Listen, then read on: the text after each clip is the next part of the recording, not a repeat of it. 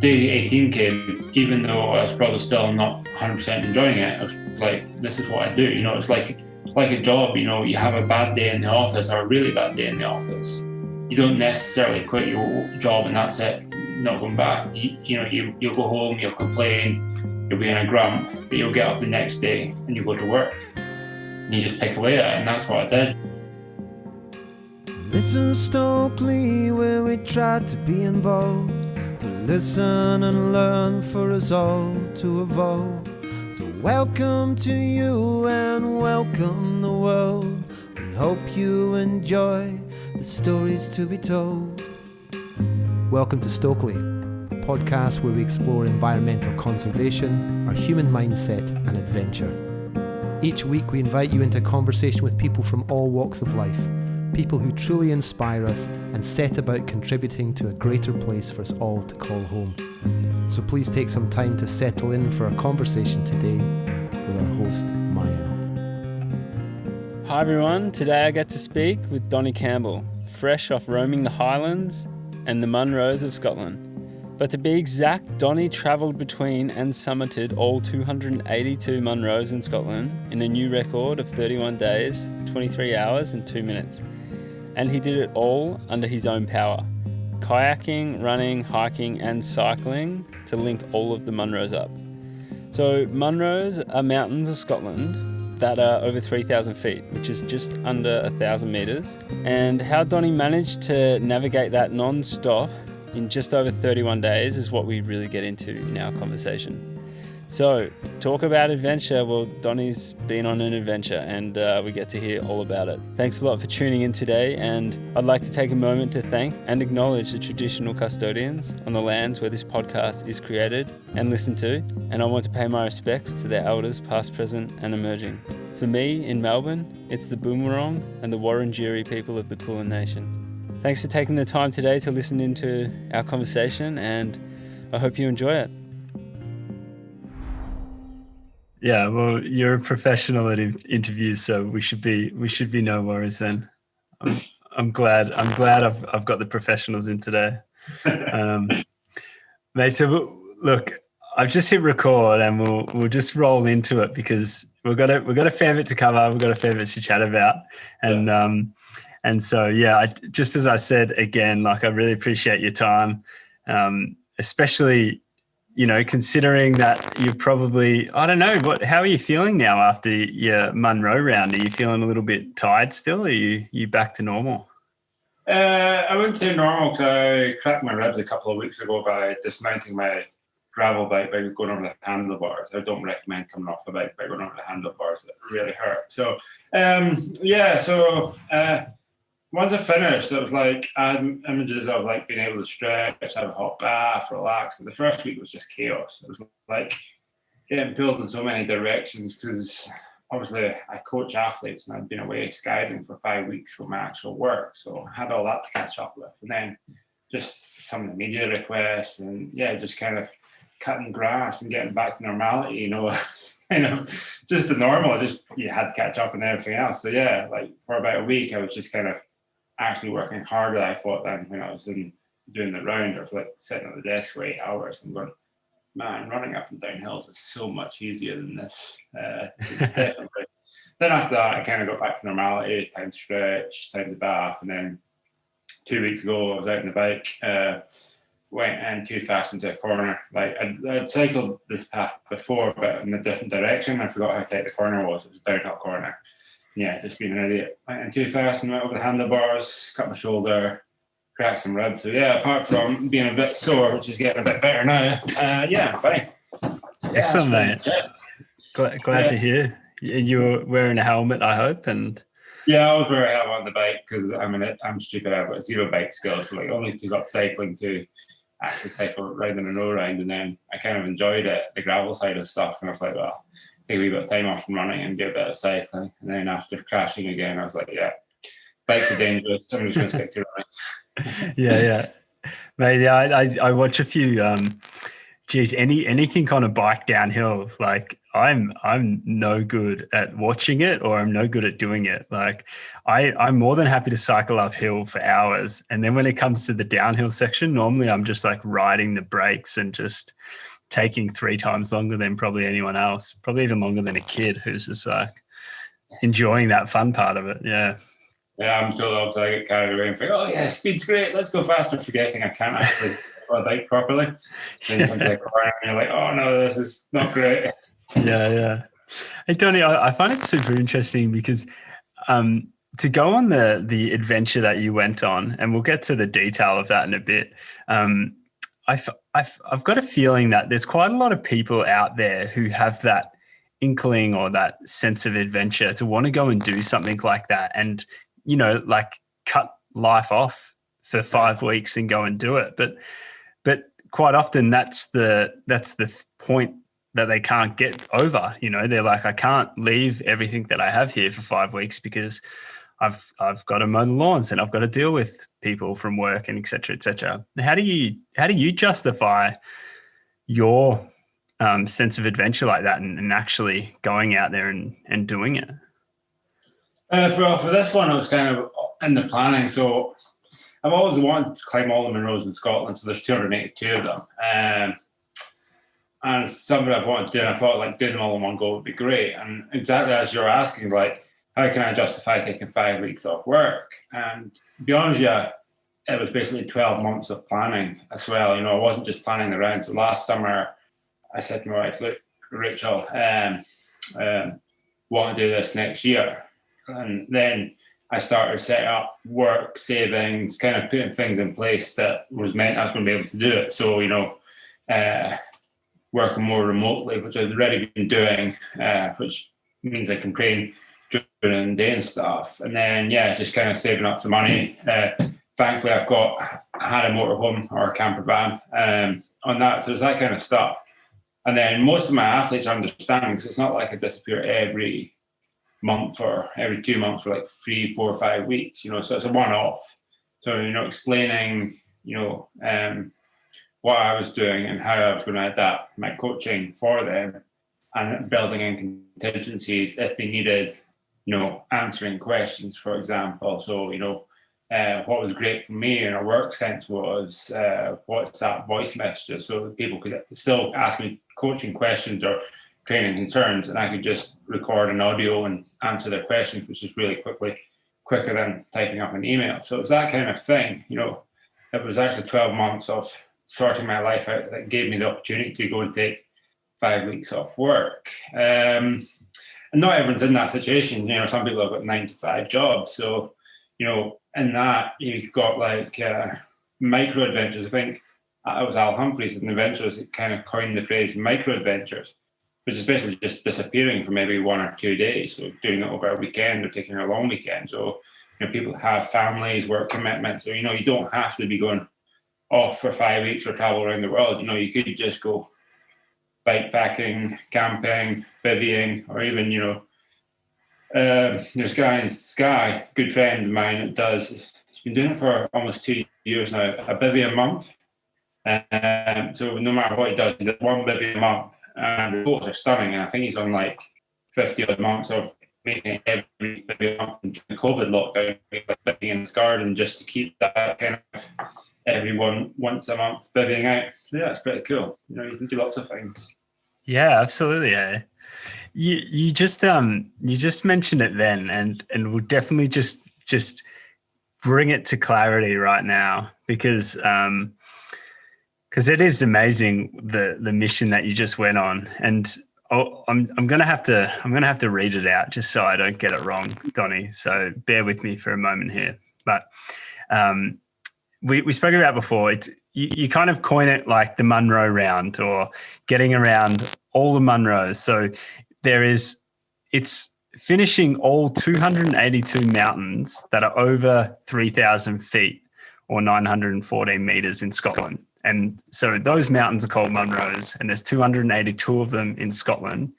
And so you went around and climbed every single one of those 282 mountains over 31 days, 23 hours and 2 minutes. And you did it all by joining them, either cycling or kayaking. So you did the whole thing human powered, and you achieved, like, you know, I guess setting a new fastest known time or new record for doing that Munro round. Hey, did I get all that spot on, mate? Yeah, pretty much. There was a bit of crawling as well involved, but yeah, that's pretty much it. Excellent, mate. Excellent.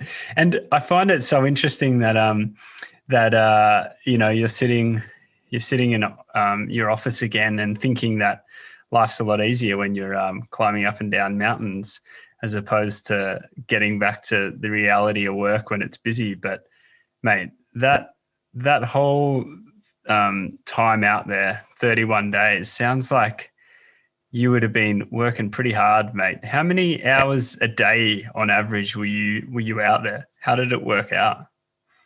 Averaging around about 12 hours a day. Like, some days were a lot longer. So like the longest day apart from the last 2 days was like 16 and a half hours.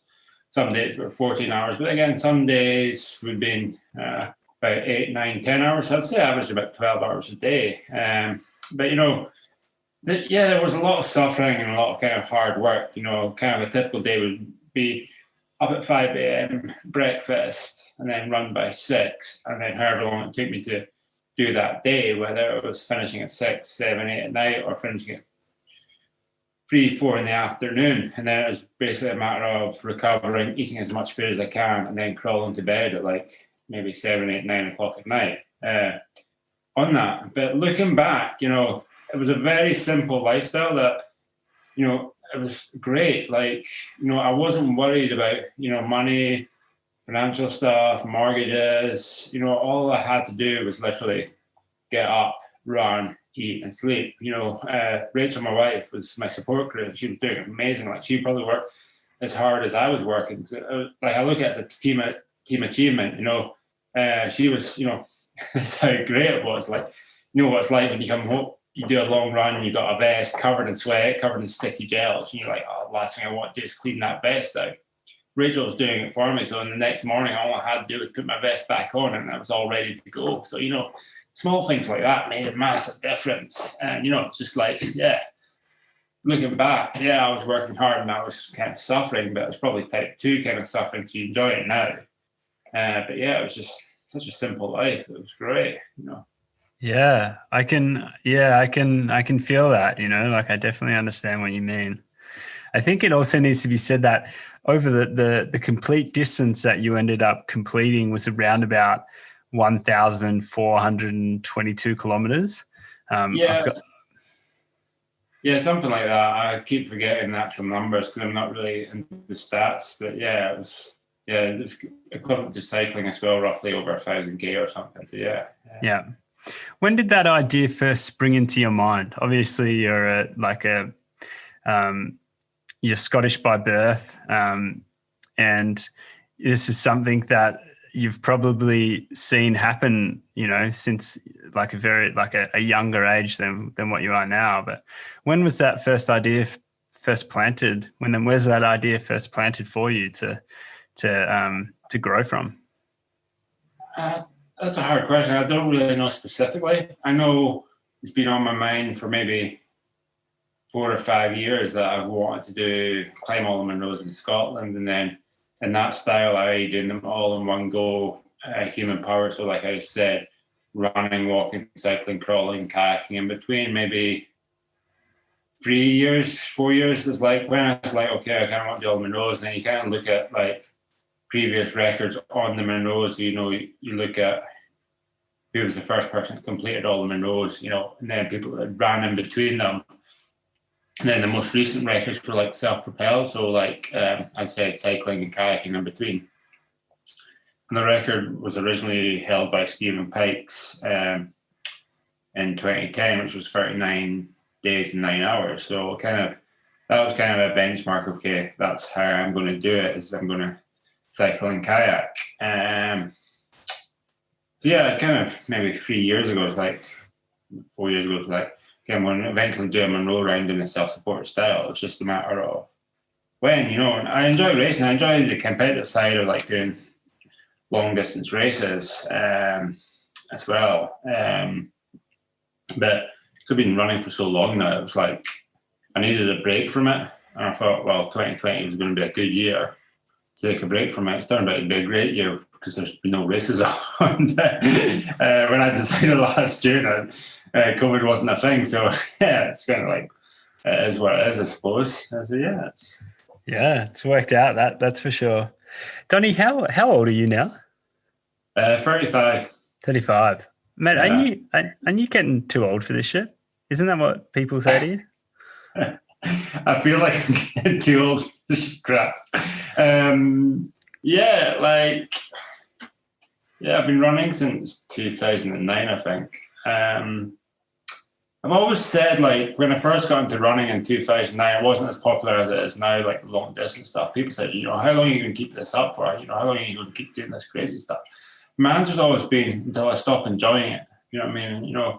I still enjoy majority of my training. You're not going to enjoy every run. You're not going to enjoy every bit of your training. You're not going to enjoy every race or every adventure. But, if you start not enjoying it and just kind of constantly just kind of like not enjoying it, you're just doing it because that's what you do, then so I'd move on. I'd go and do something else. So, yeah, I'm still enjoying it. I'm still enjoying the adventure. I still love just running up hills and not even running, just going up hills as fast as I can and just being in the outdoors, is a great way to be. And I think I'm very fortunate that I can ski tour as well in winter and getting into cycling. So I can use different sports to go and explore the outdoors. So, if, for example, I'm carrying an injury or I just don't feel like running that day, but kind of fancy, okay, I'll go cycling. And then in winter, I'm just looking for any excuse to go ski touring in Scotland when there's weather because it's so much fun, to be honest. It kind of keeps it varied and interesting. But yeah, just generally like being outdoors and just having fun. Yeah. I mean, obviously I say that a bit tongue in cheek, but I think it's really is something pretty important to bring up every now and again, because quite often I experience it a bit where, you really do get questioned, like, when are you going to stop? Like, when are you still doing this running business? Like, are you still, when are your knees going to give in and all this stuff? And I feel like, it probably doesn't come from a place, people don't say it to try and force you out of it. It's probably a place of concern, but I think, we're not going to be able to achieve certain things if we put these like fictitious time limits on ourselves based on our age, And as you say, like, why would you want to stop something you enjoy doing, especially if it's not harming anyone? You're getting outdoors and you're able to then pass on that knowledge and help people do it themselves, like you do with your coaching business as well. Yeah, I think it's just people don't understand what you do and how. Well, for me as well, like, people don't understand what I do and how I make a living, because like they always ask me. And for a prime example, I remember, I think it was last year, the year before, Dad actually asked me when I was going to get a proper job. He didn't mean it in a bad way. He just had no idea what I do on a daily basis. He just sees me as someone that just goes out running every day and somehow makes a living. But so it's that kind of thing. I just don't think the majority of people understand like what we do. When we're in the mountains, or how we make a living from it and how we survive. And that's because majority of people don't get to experience it. They're brought up in cities.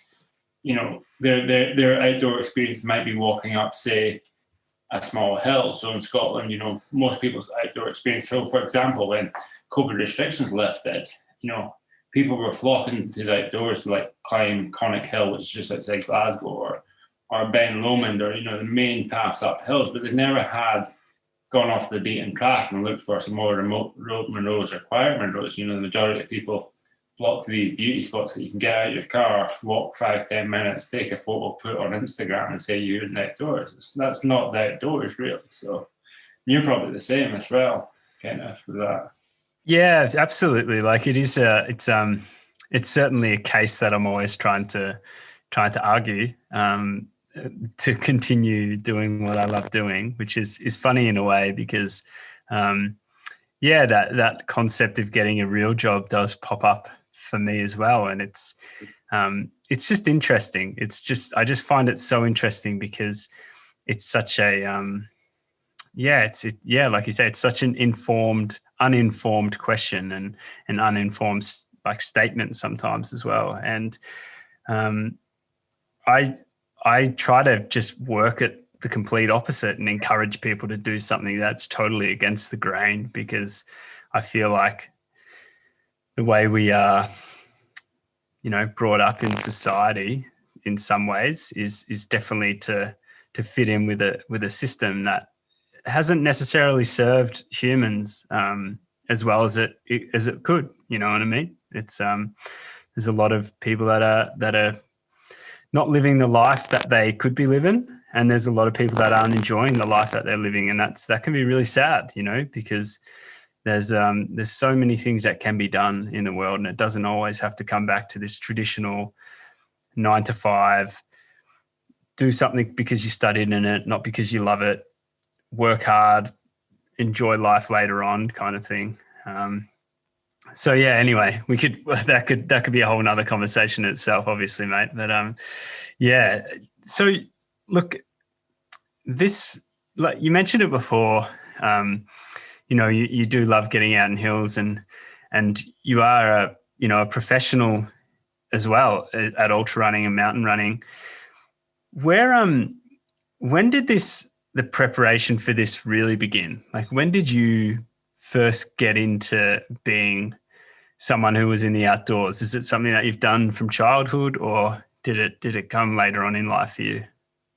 I've always enjoyed a sense of adventure, even as a child, kind of playing about on big rocks and stuff like that. But actually my first sport was shinty, which for the Australian listeners is basically a bit like hockey, a bit more violent. The ball's lighter, the ball travels in the air more. And you might be aware of hurling because of American football and Gaelic football. That's a great sport to watch. Like, I love watching it because it's basically just no rules whatsoever. But so shinty is very much like hurling, and we actually have composite rules to play hurling shinty, where you probably have, I don't know if there's any rules where you play Aussie rules against Gaelic football on that. So that was my first sport growing up.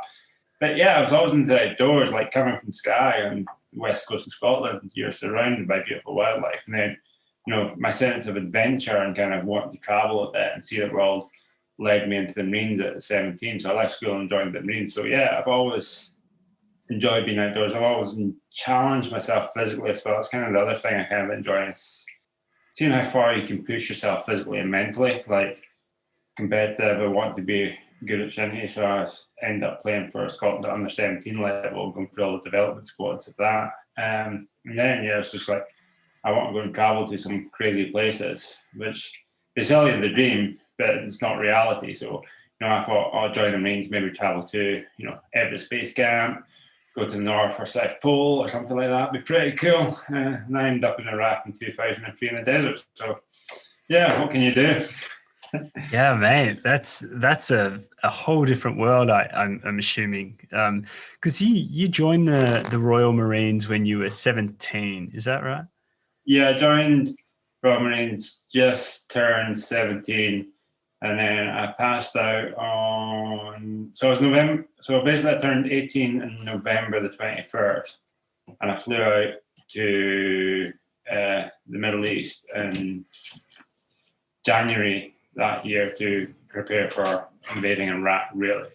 So yeah, I was probably one of the youngest soldiers in the UK in Iraq at that time. So you had to be 18 to be deployed on a live operation. I was basically 18 by 2 months when I was getting deployed. So yeah. Mate, I think back to myself when I was 17. How do you look back at yourself? Look back at the person you were when you were 17. Do you feel like you were too young to be in that space, or how did you take on that responsibility? I think it was a perfect time to be in that space, because when you're young in that age, you always have that kind of air of invincibility. The prime examples, you see it with young people that have just passed the test. Like they'll go around corners, they'll drive really fast and thinking, oh, well, I'm invincible on that. And that's kind of just led into, obviously in marine training and stuff, you always just think, it's not going to be me. I'm young, I'm 17, I'm invincible. It never crosses your mind that, you're actually in a dangerous situation. For me, it's like, I was completely fine. I was never worried or ever thought about, this could be it in Iraq. It's more kind of just like, yeah, this is what I do. It's a pretty cool adventure. I'm stuck in a desert with a bunch of other people. So yeah, that's kind of, it's probably the right time, because as you get older, you get more aware of like, what happens if this happens? What happens if that happens? That kind of stuff. Whereas for me at that age, it was just like, yeah, this is pretty cool, something new. So how long were you out there for? How long were you deployed in Iraq for? I think it ended up being about 4 months. So left UK in January. I remember pretty much leaving and being based in Cyprus for a bit before flying on into Iraq. And then I think it was May. I can't remember. It would have been, May or beginning of June when I eventually came back from Iraq. I can't. So probably maybe 4 or 5 months, I think. There's certainly a number of examples of ultra runners, trail runners, ultra runners in the community that have had a history within, the military. And I find it super interesting. And it's, it doesn't necessarily always flow over, but, you look at people like your mate Tom Evans. He's got a background in the military, and I don't know, does Jo Meek? I don't know if she does as well. But what do you take from your experience in the military and bring it over to what you do in running and ultra running? That's a hard question because, for me anyway, I can only speak for myself. I've always been competitive. I'm always kind of wanting to try and push myself physically. So during the Marines, I've seen that as kind of a way of challenging myself. Could I get through their basic training? Could I hack it? On that. So I've always had that determination and kind of want to challenge myself. Obviously, being in the Marines, you probably learn a bit more about discipline and kind of harnessing that kind of motivation and stuff. And then obviously having them experiences, being wet and cold for hours at a time really relates to, running long distance and being wet and cold. And the organization skills like the discipline and the planning kind of really home in on that,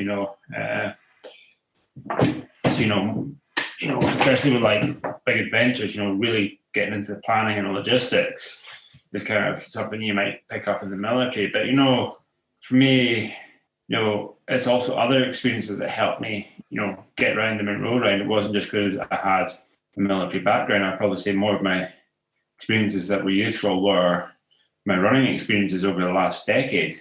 For example, knowing that I can run for 48 hours before I keel over was useful in the last 2 days.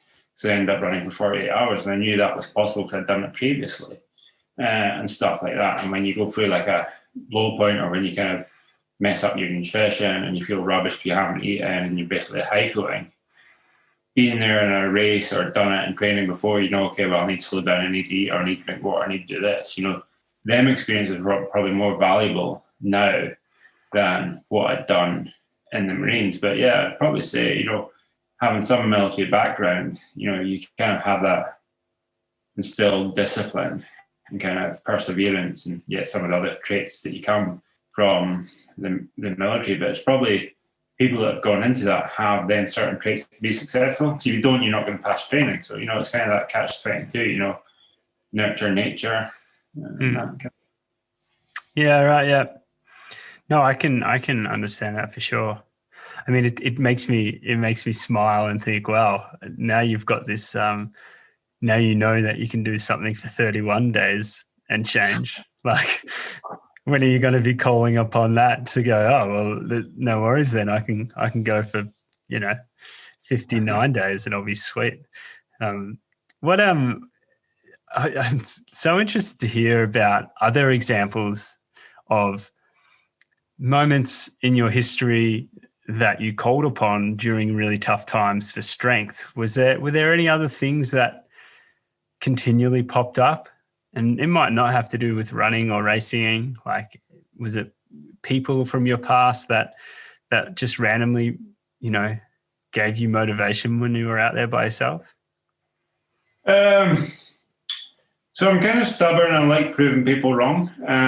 So the schedule I set out was like 33 days. It was very ambitious. Like, the way it came about was that I looked at the previous records schedule and what he did in the day. And I went, okay, what can I do on one day in training? So, for example, day 3, I combined 2 of his days, which was like 14 Munros, and they ended up being like 64K with 5,500 meters of ascent. He took 2 days to do that. I knew I could do that as a day standalone in training. I went and did it in training just to see how I'd feel afterwards on that. So, that's kind of how I thought. It's like, okay, what can I do on any given day in training, not back to back, but just, as a long run, as in like, what can I physically do? And I just did that for trying to link all of my notes together without giving myself more work by coming out of the range to go back in.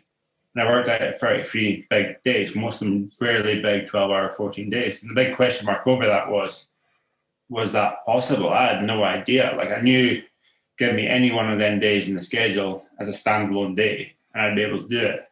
Maybe a long day, but I'd be able to do it. The question was, could I do it consecutively?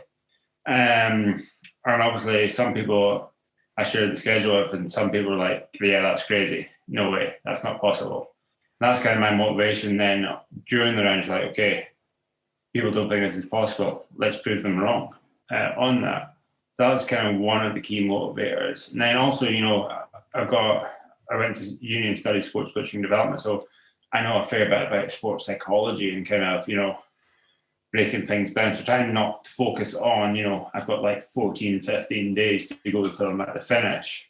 More like, okay, let's just focus on the next Munro, or let's just take one day at a time. And that was key to being successful in these incredibly long multi-day things, because if you kind of look at the overall picture, you just get bogged down. You just don't see an end in sight. And I did lose focus in one of the days where all I could see was just like 14 days of suffering and no enjoyment, because I'd lost focus of, just taking a day at a time, a Munro at a time.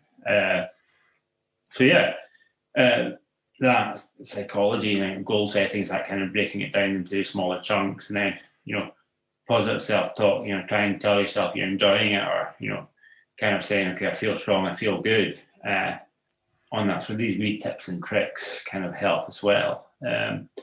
On that, back to your original question of experiences, I wouldn't say there was any specific experiences that I grew on at any low points. For example, when I went through for the last 2 days, I combined the last like 3 or 4 days into 2 days and went for 48 hours straight. I knew I'd done that previously when I ran from Glasgow to Skye, or when I attempted the tour last year. I knew I could go 40 hours with very little or no sleep. Whether I could do it after 29 days was another question, but I knew I'd been there previously on that. And again, I think, sometimes being wet and cold, okay, well, I've been wet and cold before. How do I warm up? What do I do? How far do I take it? Simple things like, okay, when do I put my waterproof jacket on? That kind of situation. It comes with experience. Like, okay, it looks like it's going to get heavier rain. I'm getting a bit cold. Maybe now might be the right time to put the jacket on, etc. So it just comes with experience. Yeah, it is amazing how it's sometimes it can be hard to believe until you experience it, and then you're like, oh yeah, how did I not see that last time? And then that reminds me of my experience at UTMB in 2017, and I dropped out of that race, and I look back now and I'm just like, why did I just not put my jacket and my pants on earlier? Not like my actual like long pants, as opposed to I had shorts on, obviously, but I think you guys call them trousers, don't you? I always get that. That got me so much. You're running the UTMB naked, but naked. Yeah, I was like, no wonder I got cold and wimped off the course. But Yeah, no, like, and I look back now, I'm just like, oh God, like, why did I just didn't have that experience. I just didn't know better. And yeah, like you say, it's you've just got to go through it sometimes, and it really sticks with you. Well, it's cool that you mentioned the tour, because I've myself and obviously Robbie, we've had some really good experience at the tour, being there to support people, obviously supporting Nats, which is just an amazing experience. How was your experience out there? And for anyone who doesn't know, that the tour is Tour de Gens, which is a race in Italy. It's like 300. It's interesting. It's like 338 kilometers with like 30,000 meters of elevation all the way through the Aosta Valley, an incredible part of the world. And one of those events that is really iconic on the global stage. So what happened with your experience out there? Didn't go to plan, shall we say. I ended up pulling out about halfway. Like, again, this comes back to psychology and preparation. Like, so, going into the tour, I was like really organized. I prepared for things. I was like, okay, it's going to hurt. What am I going to do if this happens? What am I going to do if that happens? Kind of thinking of strategies, planning for things to go wrong. So you had things to put it right. So, for example, what happens if I feel nauseous after 24 hours? What should I do? It's like, okay, well, I could try a possible sleep or stuff like that. So, I prepared all that, and I thought of everything, what happens if this gets injured, what happens if that gets injured.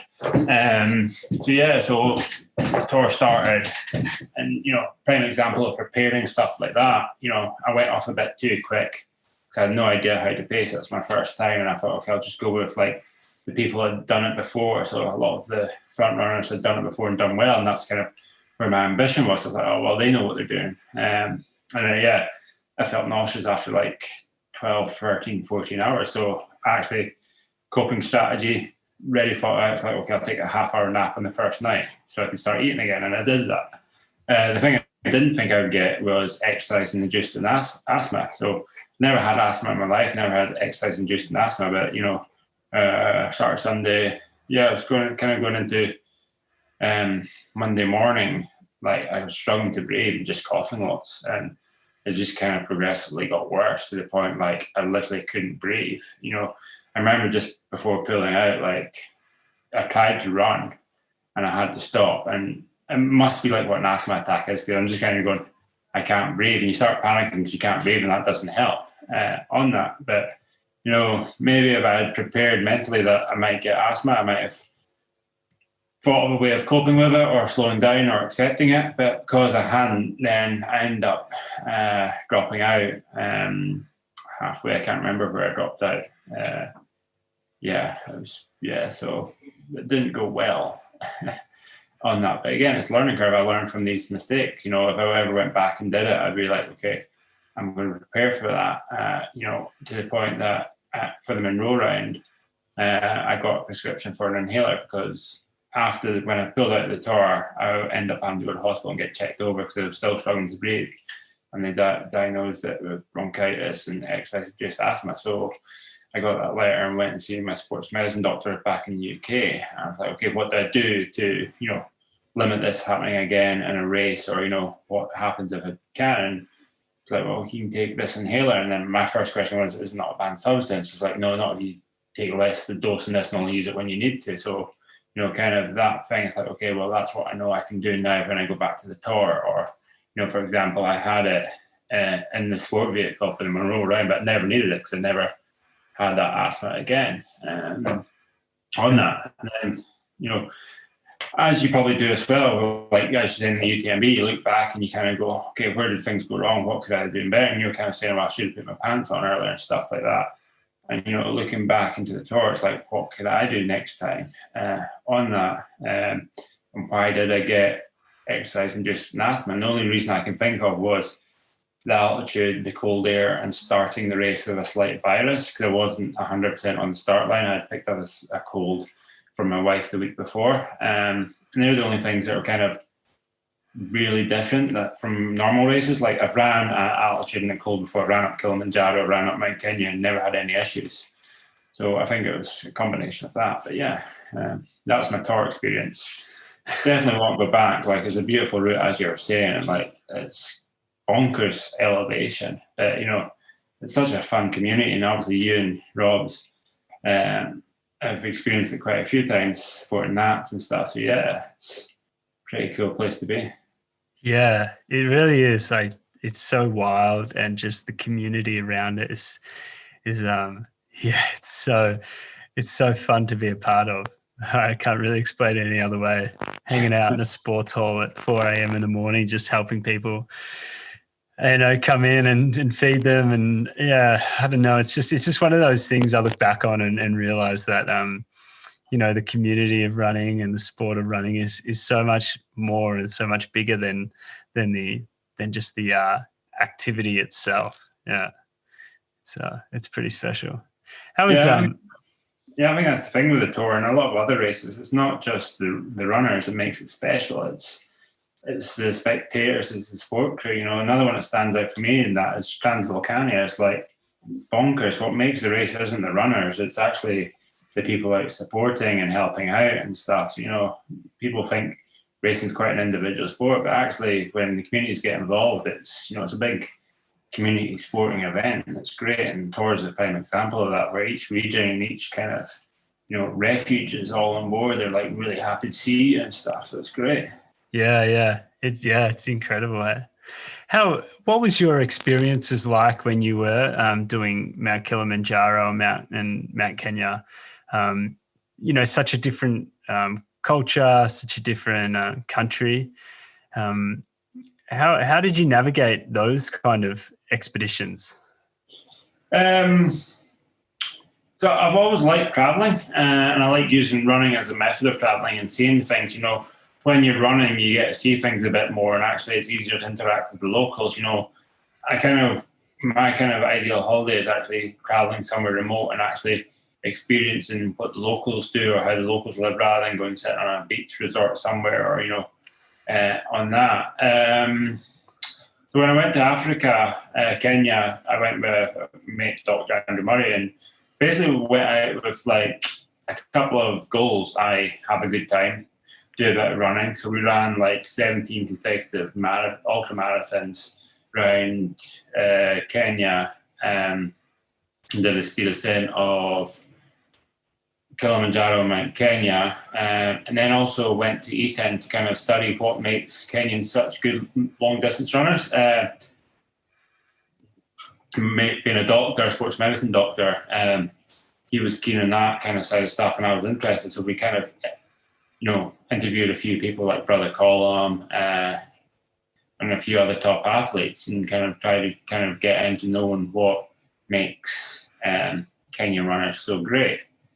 Basically, the feedback is it's basically a load of different things. It's it's environmental. It's one of the prime examples is like genetics plays a part, their altitude plays a part, but also people in Kenya look at long distance running as a way of getting out of poverty, whereas in the West people look at universities getting out of poverty, that kind of side of stuff, and then also success breeds success. So Brother Colum's comment, which was I think it's quite fascinating at the time. He's like, okay, so why is British cycling so good in the 90s and stuff like that? Why is there a lot of good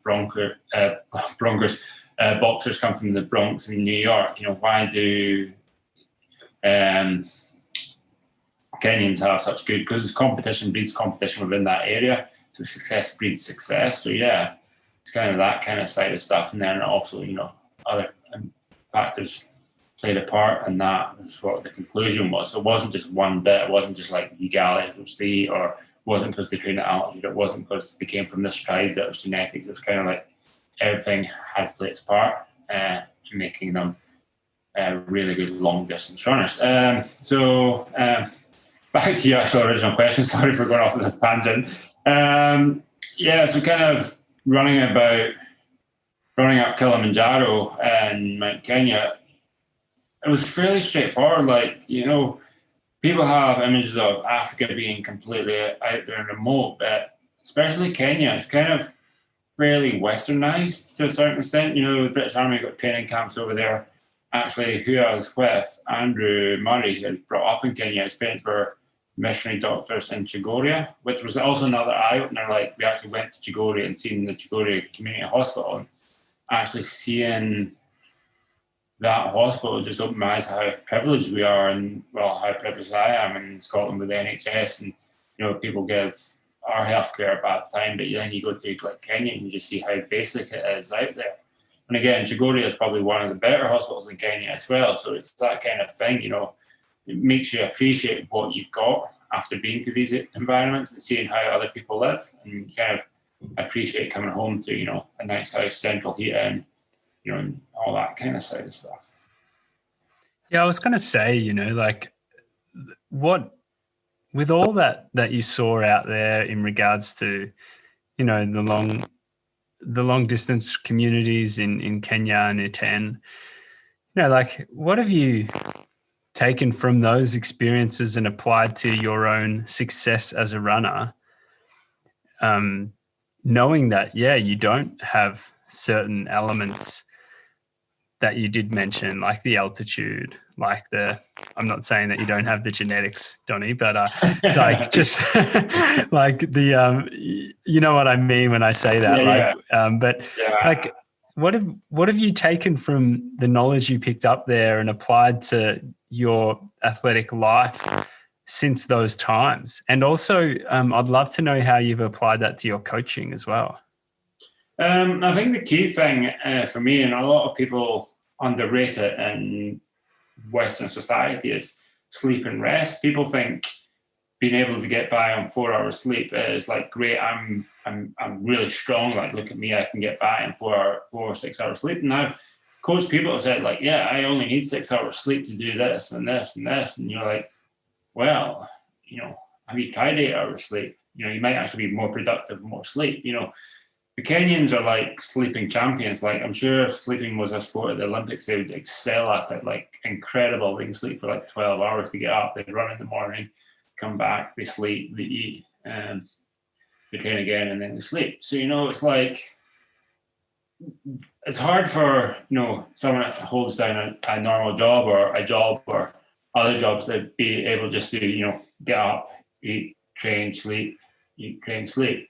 That's not realistic. But how can you apply some of them principles to my life or my athletes? It's kind of like you get them to realize that sleep is probably one of the most important things in training, because that's when your body actually recovers the most. So obviously, if you do a hard training session, but then you're working like 8-12 hours a day, and then you kind of want to do other stuff, and you're only getting 6 hours of sleep, you've only got 6 hours of recovery time. Whereas if you got eight hours of recovery time, you're going to recover better for the next day. So you're going to train better.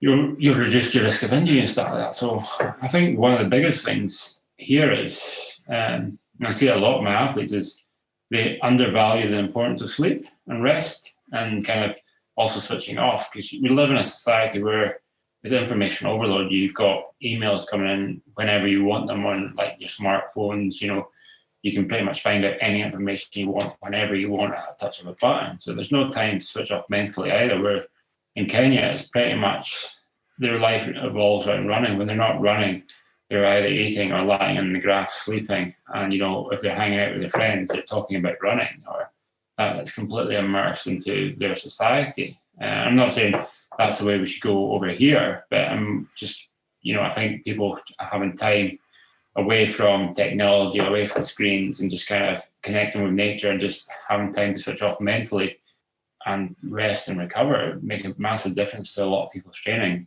And that's kind of what I focus on as well. It's like trying to actually, especially when I was training for the Munro round, I was doing like 20-25 hours of training. I was really focusing on, sleeping. So trying to get minimum 8 hours sleep a night, even trying to get 10 hours sleep a night if possible. And it's not like I sleep for that length of time. I'm a terrible sleeper, but just lying down with my eyes closed and not staring at a phone or that kind of thing, or watching TV. So I think that's kind of one of the take-home things from Kenya. That's super valid. Hey, yeah, I tell you what, Robbie would challenge the Kenyans for a good sleep competitor. That's for sure. Made us a pro at it.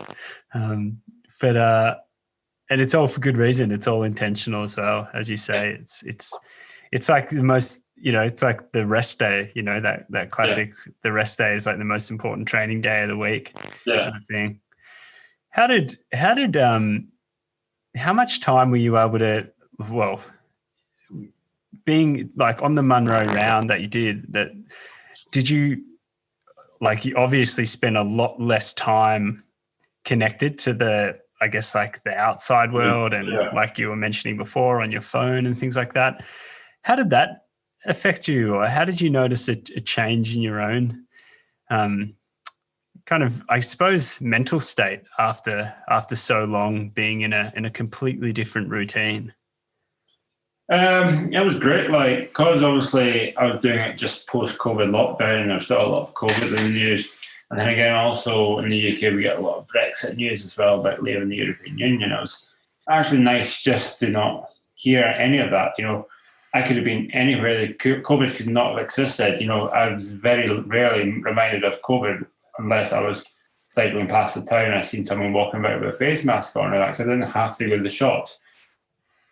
I was in the hills all the time, and I didn't really, I didn't have time to look at news when I got in, and wasn't really that fussed for looking at news anyway when I got in. So yeah, it was kind of great to disconnect. You don't miss it to a certain extent. I've been in a few environments like that. So I remember going to China last year, and the internet out there censored, so my phone wouldn't pick up any internet. So I didn't pick up emails for like almost a week out there, and no social media, nothing. And it was like really nice. I enjoy it, that kind of disconnecting. Even, it's great to even, in training, just taking the camper van away and going parking in a spot you don't have a phone signal overnight, and then getting up the next morning and going running. It's just, it's just a nice way to live. Obviously, it's not sustainable for a business or that, but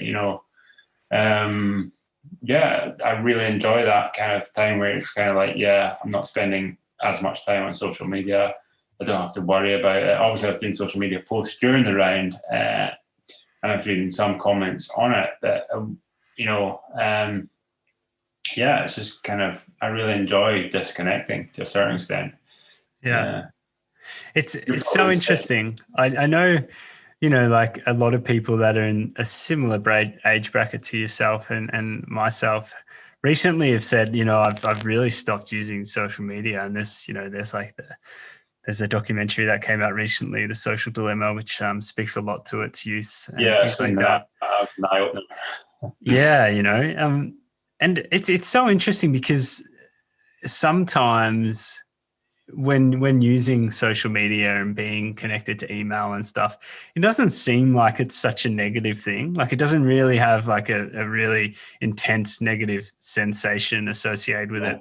But it's when you step away from it completely, when you realize there's almost this air of lightness, and you're just not thinking a lot about it, or it just doesn't take up a lot of that mental energy. And you're like, oh wow, I'm not noticing how much it has a negative effect, but when I don't have it, I just realize that's when I really realize how much of a positive it is to step away sometimes. I don't know why I felt drawn to say that, but I just feel like it's so interesting how we don't notice it until it's gone sometimes. And I think if there's anything I would encourage people to do is probably do what you did. Firstly, go and do something like a Munro round, but then secondly, to use it as a good excuse to step away for some social media and the connected world, essentially. Yeah, I totally agree. Like, I listened to a podcast, I think it was Mark Bowman was saying about, you should try at least, they're talking about people getting into cycling and doing endurance cycling. And one of his comments was, he was comparing when he first cycled around the world when there was no social media and stuff, and then to when he cycled like the Americas and stuff, and he was like posting on Twitter every other day and having kind of feedback and sharing it. And he's like, actually, people should go and do like a big run or a big cycle and actually intentionally not take any photos and not post it on social media, because that's kind of, a really nice way of going. It kind of, you're not doing it for kudos or, bragging about it on social media. You're just doing it for yourself, and it's kind of nice doing that. And I do that quite often. I'll post some runs in training, or I'll post a nice photo now and again. But there's a lot of training that I'll do and not bother taking a photo or anything like that or posting about it, because can't be bothered. To be honest with you, it's like I do it for me. I enjoy being out. I don't feel the urge that I have to share, every long run I do or every hill I've climbed. It's kind of nice not to. Yeah. And for me personally, when I'm doing stuff on social media, making a post, it does feel like work. Obviously I've got a business, I've got, sponsors and stuff like that. So I do feel like, I might do one social media post a week or something like that. Or if I'm doing stuff like the Munro round, and I'll do a social media post that actually it feels like work having to, no, it doesn't feel like work taking the photos. It feels like work editing the photos and then putting a comment. And I'm like, okay, what should I write? What should I do? That kind of stuff. Whereas it'd be just nice to take a couple of photos for your own use, finish your run, have some food, chill out in the evening and not have to worry about anything like that. When you put it like that, as you're saying, you feel more liberated. You don't feel like it's using your energy, because it does use your energy when you're having to kind of get creative and put a post up or something like that, where you can just chill out and not have to look at your phone. Absolutely. I feel like there is a direct connection there as well with recording your events. You know what I mean? Like so many people say, I need to use my watch and I need to record my training so I can look back at it, et cetera, which is totally fine. But I find it so interesting if you forget to press start, or you press pause and you forget to press start again on your run, or your battery drops out. This whole other sense of engagement you have with your run sometimes. It's like, oh, this isn't getting recorded. Like, and that whole saying of like, if it's not on this platform, it didn't happen, like creeps in. And I'm like, and I've spoken about this with a number of people and they say the same thing. It's just like, hang on, it is happening. It is training. Like you are doing something. Don't be fooled into believing that because it's not recorded on some device and stored somewhere, it didn't happen, because it's such a funny thing to think that way. Yeah, it's funny. And one of the things as a coach I try and get some athletes to do without get really obsessed by numbers and stuff is, just stepping stone is actually wear a long sleeve top or wear a buff over your watch. So you're still recording it, but you're not like looking at your watch while you're running. And it just gets some disconnect between technology. I've been able to run more, but I feel than having to like look at their watch, to confirm what heart rate they're and how hard they're working or what pace they're running. It's more like, okay, run by feel. Let's see how it feels. Listen to your body. Your body's your best source for feedback. Your brain will tell you how you're feeling and how hard you can push. You don't need technology to tell you that. And it's kind of one of the ones I tell athletes now and again that are struggling with that, is they're like, okay, I don't mind you wearing a watch, I don't mind you recording it because it's training data, but cover it with a buff or put a bit of tape over it for the entire run. So if you do look at it, you can't see the numbers and you just run by feel. I think it's a really good bit of advice to try. And as you say, it doesn't have to be on Strava to count as training. Yeah, no, absolutely, mate. It definitely doesn't. That's actually like the physics of that is completely wrong. like scientifically, it's impossible actually. So let's just make that very clear. Hey, mate, I wanted to ask you about this moment that I did see a bit of footage, speaking of content, from your Munro round. It was very insightful, and it made me very curious because it was I believe it was on day 17, and you took some, and you probably know exactly what I'm speaking about. Yeah. And you're coming down this, you're filming yourself and you're coming down. It seems like you're coming down to Munro, and you're just like, I don't know why I'm doing this. Like, what is the point of this? All I'm doing every day is running up and down hills for 12 to 14 hours, and I'm just beating myself up. And what's the point of it? Tell me. And you also referred to, you've got at least 17 more days to go and you're not enjoying it. And I want to know a couple of things about that. Firstly, how did you get through that? What was the process you went through to take yourself out of that train of thought? And also, what was it all for? Like, what did you end up? What was the conclusion to that question? Cool. So the reason that video came about, first of all, I have to put my hands up and admit, Simon Willis, who was filming for the adventure show, said at the start of the round, to get some good footage, when you don't want to film, when you least want to film, please get your phone out or get the GoPro out and film, because this will be the best footage. So that's why the camera came out at that very point. I was in a really bad place, and kind of coming back to, the questions previously, obviously focus in your sports psychology. And as I mentioned, hinted at earlier, I said I lost focus on 1 or 2 days where all I can see is the bigger picture, and that's what had happened. So day 17, so far in, so I've been running for 17 days, and I've just done like massive big days, like 12, 14-hour days consecutively. And I was feeling pretty beaten up. Like I had right anterior tendinopathy in just after the first week, which was really sore, and managed to get on top of that. But it was inevitable my left would go because I was overcompensating my left side. And day 17 was when my left went and started getting sore halfway through day 17. So it's kind of like a snowball effect. There's lots of things not going as I wanted them to go or seen them to go. So obviously for 3 or 4 days, I was kind of in a fairly negative space. And I said it in an interview at the top of Ben Lomond. It's like, yeah, I'm just getting annoyed because I'm not going as fast as I thought I should be going. And, I was just not, I was still moving well. But I was just kind of like, I was trying to figure out when I was going to get an easier day, and I couldn't see an easier day. So I was losing focus already on one day at a time, one Munro at a time. I was starting to look, I need an easy day. I need a day where I can finish maybe 4 or 5 o'clock in the afternoon and catch up with some sleep and catch up and just some rest, because I was constantly doing like 16, 14, 12-hour days. And I was just really busy because it was like around the central belt, so it's like around Ben Lomond, that's where I was really busy. So like wife Rachel was kind of stressed with the driving, finding parking spaces, etc. and that. So there's lots of kind of background going into that. And again, coming back to mental preparation, like I knew the middle of the round was going to be the hardest mentally because you're so far away from the start, but yet you're so far away from the finish. You've been doing it for so long, you've pushed your body so far, and you're just like running on empty. But yet, if you take your head up and look at how far you've got to go, it's 14, 17 days.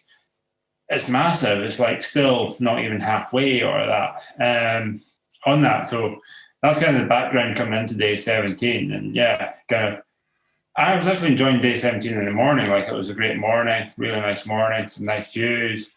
I was moving well, but then halfway through the day, things started slowing down. My left ankle got sore, and I knew the time I was hoping to finish at was getting further and further away. And then I was like, this is rubbish. And like every Munro I was doing, so I was coming over a Munro, and for some reason I had mentally thought the next Munro's not too far away, and they were so far spread out. I was like, oh, this is rubbish. I'm not getting to this Munro. By the time I got to the second last Munro, I really did think it was just a little drop down and then up onto the Munro, and I just came over it. I was like, I think I look back now and I checked on the map, it was like maybe 4 or 5k away, and I thought it was only going to be a couple of k and quite a big drop down. And I was just like, that was it, that was the trigger. It's like, I was being honest, I wasn't enjoying it. I was in pain, as you could tell by the video. And I started asking questions like, why am I here? What is the point of running up and down hills? It's not benefiting anyone, if you know what I mean. There's no zero benefits from it to the world or anything like that. It's kind of a selfish thing to be doing, on that. So I was just honest on the camera. That's how I was feeling at that very precise moment. I was like, well, I'm not enjoying it. What's the point? And I'd lost focus, as I said. I was thinking about, I've got another 14 days or 15 or 16, 17 days until I was finished. On that, and then I got back to the van that night. So I finished the day. And just moaned to my wife Rachel again, just like exactly the same thing. I want to go home, I could just go home now. It was never a question of I would go home, because even at that point I was 2 days up on the record at least on that. So like there was no reason to go home. I could have actually slept for 2 days and then carried on and still potentially broken the record. But that's how I was feeling. And I think it was a way of coping with how I was feeling, was just sharing it and just accepting that I was in a bad place. and I've said this in previous interviews, my job at the time and my routine at the time was get up at 5 a.m., out the van by 6 and run or walk or crawl. So it wasn't, day 18 came, even though I was probably still not 100% enjoying it, I was like, this is what I do. It's like a job, you have a bad day in the office or a really bad day in the office. You don't necessarily quit your job and that's it, not going back. You'll go home, you'll complain, you'll be in a grump, but you'll get up the next day and you go to work. And you just pick away at it. And that's what I did, So in day 18, I moved things about because of my ankle. So instead of having like another massive day, I still had a fairly big day, but it involved a bit more cycling on that. So it broke up just one complete big day of running to a day of I did 6 Munros on day 18, but there was a cycling between each two. So I'd do 2 Munros, cycle, do 2 Munros, cycle. So it broke it up rather than doing a big massive day. So that was kind of like this thing of kind of trying to manage my left ankle on that and just kind of focusing on, okay, what can I do to get on top of this injury? Focus on, the way I moved it about is I ended up doing Anahiga, which because you've covered the Skyline race before. And it's good running. It's not like traipsing through bog. You get nice views and it's a bit more technical. It takes your mind off it. So that kind of really gave me a boost mentally. And I actually look forward to Anahiga because I've done it before. And it's kind of the style of running I like, where it's a bit more technical. It's a bit more interesting. You got to think a wee bit more about where you put your feet, where you put your hands, which takes your mind off how sore your ankle is, how tired you are, and how far you've got to go. So yeah, that's kind of how I got through it, kind of routine, discipline, maybe coming back from the Marines. And again, I really cared about climbing all the Munros in Scotland, so I was really highly motivated and passionate about it. And then to answer your question about why, is there any point of running up and down hills? Yeah, there's probably 0 point. I enjoy it. It's great. Don't get me wrong, it's great to break a record, but, it hasn't changed anything. It hasn't cured COVID. I haven't cured poverty or anything like that. I haven't benefited anyone else. I might have inspired a few people to get out in the hills, which was great. But yeah, for me, it's just enjoyment and just seeing how far I can push myself physically. And thankfully, I had a team behind me because it was a big team effort that let me try and push them boundaries on that. So it's a fairly selfish kind of aspiration on that. But yeah, that's my answer. Fair enough, man. Yeah, it's I don't know if sometimes I try to eke out the meaning of life from some of my guests. Sometimes it's just not there, and nor should it be. Like, it's good on you for going after something. I think you probably inspired inspired a lot more people. And also educated a lot more people than you realize as well. You just don't know how, with all the way the digital world works, how far your example goes and who does see it. You may never even know, and you may never even hear from those people that it does affect, but I'm sure it does get out there, mate. It's 100% for sure. Was that your toughest time out there? Was that your lowest point? Yeah, so that was my lowest point mentally, which was also the lowest point because the brain is a massive component in any of this. And like when your brain's kind of not on the same page as where you want to be to a certain extent, yeah, mentally it was the toughest day. Physically, it wasn't the hardest day. And I didn't feel kind of physically totally beaten up at the end of that day, where there's other days where I just physically I was completely smashed, but my head was in the game then, so it wasn't as bad. So yeah, when my head wasn't in the game, yeah, it was the toughest day. But, one of the toughest physical days was Neudart. Like, the weather was pretty Scottish, so it was like horizontal rain and really windy, and it was like 64k with 6,000 meters of ascent. It took me 14 and a half hours. And Rachel said I got back to the van, I was just completely just busted. Like, I just looked a shell. But it was fine. Like, I was, in a weird sense, I was kind of enjoying it because I was pushing myself physically, and I was like, this is really hard. But I was motivated. Like, I got that motivation back, and I was kind of determined. I was just like, yeah, this is hard, but physically I was completely smashed. Unreal, mate. is that out of all the times you've ever, because you've pushed yourself to some personal physical limits, is that the lowest that you can remember in terms of the physical side of things? Or have you felt more of a skeleton or a shell of a human than that time before? I think that was probably out there because I ended up having to drop a few Munros the next day. But then again, I don't know, because obviously I ran for 48 hours. Well, didn't run and move for 48 hours in the last 2 days to finish a day ahead of schedule and make the day up I dropped. And I was completely, photos looked at me like pretty much knackered. But because it was the finish and you had that adrenaline, I didn't feel completely physically smashed at the end of it. I was like, yes, I finished. Whereas in Noidart, I was felt completely smashed that night. But I think the mentality was I need to somehow run the next day. Whereas when I finished in Ben Hope after going for 48 hours, I was probably more physically exhausted. But I hadn't the worry of how do I do this again the next day. I was like, this is done. You had the adrenaline of finishing. So it's hard to answer that question. And same with races. I might have pushed harder in certain races where I really emptied the tank and crossed the front line and completely broken.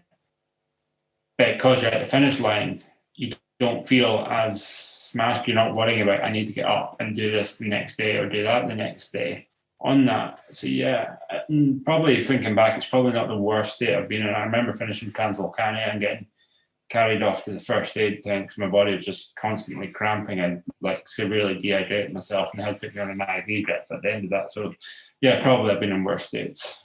Yeah. And what was the highlight? What was your high moments or your highest moment? Obviously completing it, but then again, it comes with a tinge of sadness as well because obviously it had been a massive chapter in my life, 12 months of just focus and planning for this Munro round, and then 3 or 4 years of wanting to do it. So it's an end of a chapter on that. But again, it felt great to eventually make Ben Hope and achieve your goal and finish the round, and knowing that you didn't have to get up the next day to run more hills. So yeah, that was a kind of a mixed emotion, more enjoyment and enjoying the fact that I'd finished and achieved it. But yeah, there was a tinge of not regret because I don't regret it, but just more sadness that was that experience over. That was an end of that chapter. I'd done it, I'd been successful on that. Other days that stand out are obviously going home to Skye. The Coolin Ridge is the most technical bit of the Munro round. It's very alpine, it's very rocky. And yeah, it was great. I managed to keep my feet dry for the whole day and I had some friends join me and it was blue skies. So yeah, pretty much the only day in summer in Skye because it was blue skies. So yeah, it was perfect. Yeah, that must have been a special time for sure. That part of the world is just, it's like nothing else really. It's incredible. Yeah, I'm going to say be biased. Coming from West Coast Scotland, I think it's up there with one of the nicest parts in the world. I've done a fair bit of traveling, and the Alps is beautiful, and Africa's beautiful, South Africa is beautiful. I've been to Ecuador, Australia is really nice. And that, but then you come home to Scotland and you're just yeah, it's wet and miserable, but it's still stunning as well. Yeah, you live in a good part of the world, mate. There's no doubt about it. And what do they say about there's no such thing as bad weather, just bad clothing? Is that a Scottish thing? I think so. And again, if you live on the west coast of Scotland, if you don't like the weather, just wait 5 minutes. It normally changes anyway. So yeah, brilliant, mate. Hey, Donnie, last thing I want to ask you, mate, is you touched on it quite a few times, and it's the positive psychology of things. And I want to ask, how do you encourage and how do you teach your athletes how to implement positive psychology in their training so that they are able to do it also during their event or during tough times? That's quite a hard question. I've never really thought about it that way. For one overarching thing of my coaching philosophy, especially because I coach a lot of amateurs who have full-time jobs and who do it because it's fun, is trying to make training fun. If they're not enjoying training, then what is the point? Or, if training is making it stressful, and adding stress to life, then it shouldn't be, because, you know, the majority of them have got full-time jobs that are already stressful. So it should be an outlet for stress. It should be fun. It should be enjoyable. I'm not saying they're going to enjoy all of it. It's not like they're going to enjoy, you know, me giving them a hard hill rep session or that, or, you know, enjoying being out wet and cold on a long run.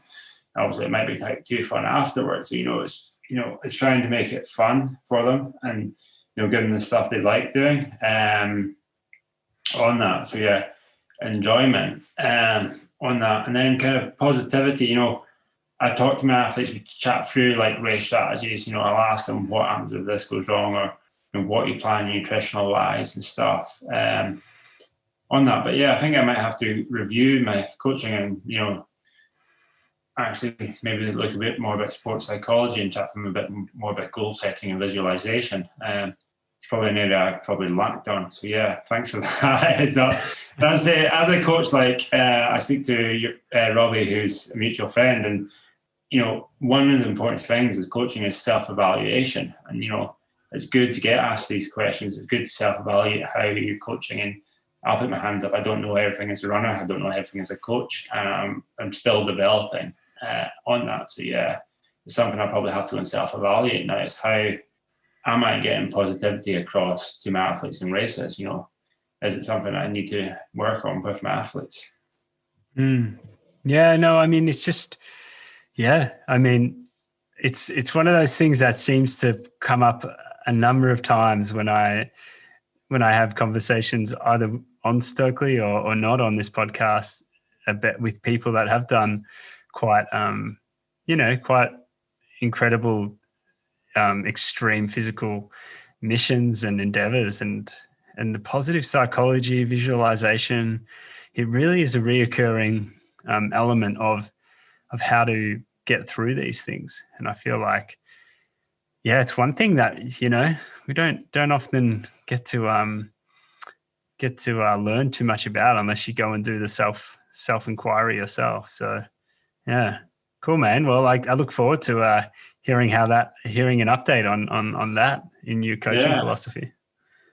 Yeah, sure. That's helped. That it's something I have to, you know, kind of have to think about and see how I get that across, and probably just chat to them, you know, just as we've done here. You know, it's not a science or anything like that. There's no kind of thing. It's just communication. It's a relationship you have with your athletes. You know, it's a two-way communication. You ask questions, they ask questions. You know, that's the way it is, I suppose. So yeah, just kind of absolutely. And I think, yeah, like one thing there too is that positive feedback loop, right? And if you've never done it, if it's not like a habit of yours, which is seldomly a habit of many people, it can be quite awkward to do initially. You know, it's almost a lot as well, like something such as self-acceptance and being kind to yourself and self-love, you know, all those things. If you're trying to tell that to yourself and positive psychology, if you're running, you know, and like keeping yourself upbeat and not being too hard on yourself, well, I think it all falls into the same category. That what I'm trying to say is it can be difficult to do, and it can feel strange and it can feel awkward that you're having all these words to yourself that have a really positive outcome. So I think it's something that we need to kind of put out there more as a really beneficial thing to practice, because it's the only way we're going to get there. Hey. Yeah, totally agree on that. And yeah, it's just kind of, just, you know, practice it and training, you know, just, it's just being open and honest. Absolutely, mate. Well, Donnie, I'm going to let you get on with your day, mate, because I don't know if you're going to go out to train or if you're going to go back to bed, because actually going to give Rachel a lift to work and then out for a run, and then I'll try to run, see how the ribs are. They're slowly getting there. So this will be the first day running outside. I managed to run on a treadmill the last couple of days, but yeah, go and test the ribs out. This is the first time back to it. That's exciting, mate. I look forward to an update on how that is. Yeah. To take care of those ribs, my friend, because they are something that will continually come back to remind you that they were unpleasantly bruised for many months to come. So take care of those. Yeah, cheers. Take care in Melbourne as well. And yeah, hopefully get locked down and get onto the trails sometime soon. That'd be great, Donnie. Yeah. Thanks so much for your time, mate. I really appreciate it. No worries. So thanks for tuning in today, everyone. I really hope you enjoyed that conversation with Donnie, and I hope it inspires an adventure in your own backyard or anywhere else in the world. If you want to find out a little bit more about Donnie, you can check him out on his website at getactiverunning.com. You might even be able to pick up a few tips about coaching and about running and covering some extreme distances under your own power. So thanks again for tuning in, and it's really great to have you here and to hear your feedback as always. So please let us know what you think. Keep well, and we look forward to seeing you next time. Bye for now.